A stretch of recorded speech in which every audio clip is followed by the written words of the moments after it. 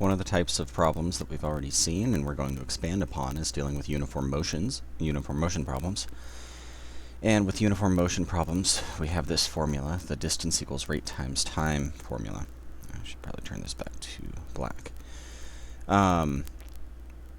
So if we know the distance and the time, we can find the rate, or if we know any two portions of that formula, we can find the third.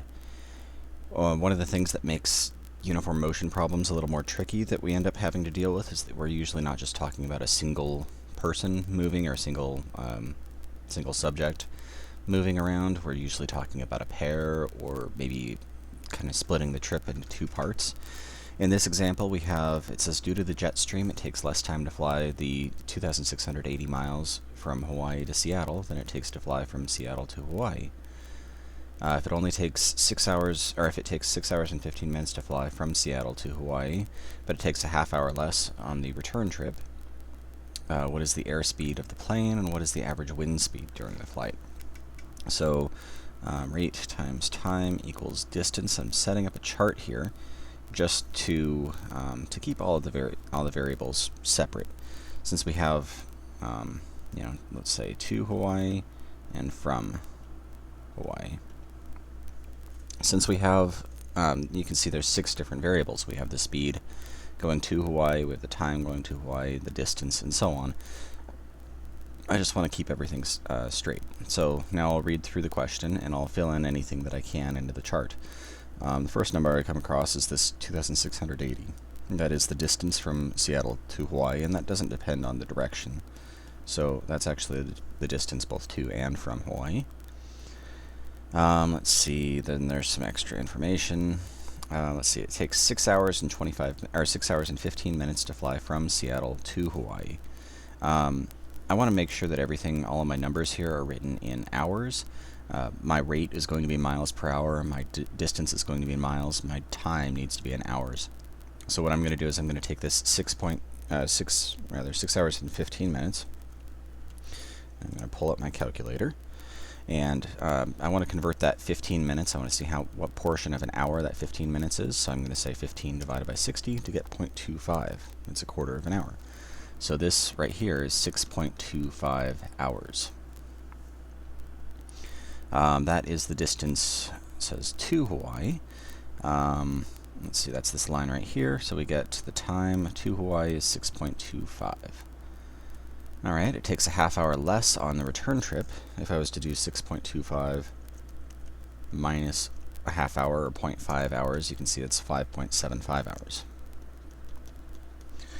And at this point, well, I know 2 of the 3 portions of my uniform motion formula. I could actually fill in that third part. The effective speed going to Hawaii is 2680 divided by 6.25. That gives me 428.8. And the effective speed coming from Hawaii is 2680 divided by 5.75. That's, I'll go ahead and call that 466. And you know what? I think yeah, let's round this.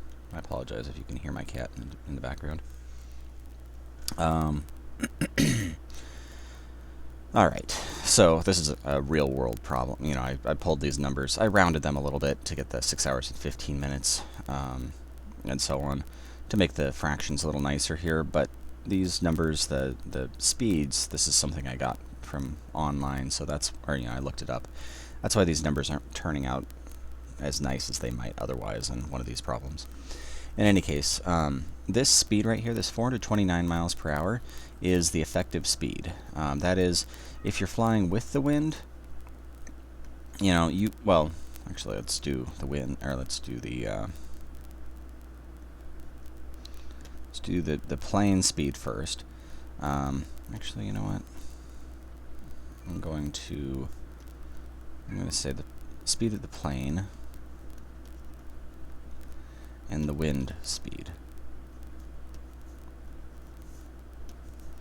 I want to name these two things. I want to give them a variable because I want to start talking about them. And these are ultimately the things I'm after. What is the airspeed of the plane and what is the average wind speed during the flight? these numbers that I've already found are not, this is not saying that the wind speed or the plane speed is 429 miles per hour or 466. When you're going with the wind, you're going to be going faster than your normal speed. And when you're going against the wind, you're going to be going slower than your normal speed. So let's name the plane speed x and the wind speed y. So let's see, if you're going with the wind, then you can kind of imagine yourself, if you had a wind speed of 0, you'd just be going your normal plane speed. But if you're going with the wind, it's pushing you along a little bit faster. Your effective speed, effectively x plus y. This is what your effective speed is. But when you're going against the wind, well, your speed is x. The wind speed is y still. But now your effective speed is x minus y. Because you're going against the wind, you have your speed minus the speed of the wind. Alright, so that's what these numbers are right here. This 429 and the 466, these are the effective speeds. This is your ground speed, if you want to think of it that way. It's how fast you're going with respect to the ground. Your airspeed is how fast you're going with respect to the still air, or if there is still air. It's with respect to the wind. Alright, in any case, when we're going with the wind, that's this one here. This will be the time when we have the shorter time or the faster speed. So you can see that's going to be this number here, this 466. So my two equations, or my first equation at least, is x plus y equals 466. And my other equation, when we're going against the wind, we should get x minus y as our effective speed, and it should be 429 miles per hour. So those are the effective speeds. And you can see one is with the wind, it's x plus y, one is against the wind, x minus y. To solve this system of equations, it looks like the elimination method would be really easy because the y and the opposite of y already, they have opposite coefficients. So when I add them together, the y's cancel and I get 2x equals, and I just need to do 466 plus 429, we get 895. And to solve this, I divide both sides by 2. I get x equals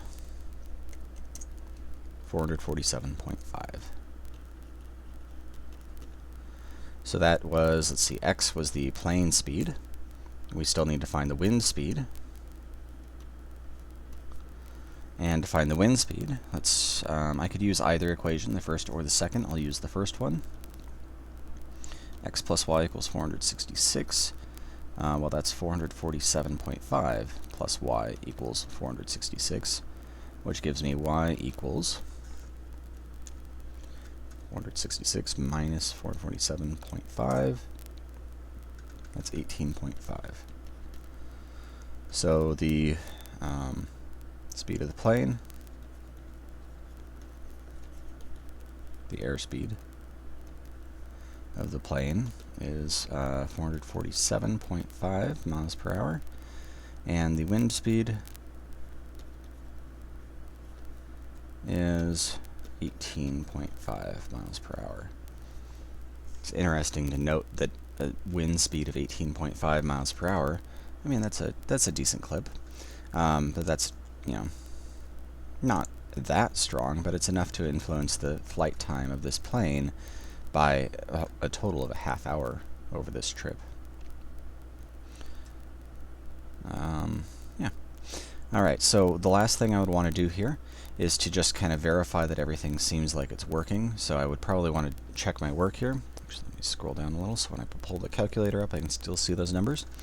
I want to check to make sure that when I'm going with the wind, that my effective speed is 466 miles per hour, so 447.5 plus 18.5 is 466. And when I'm going against the wind, 447.5 minus 18.5, my effective speed is 429, and it is. So this would be my final answer.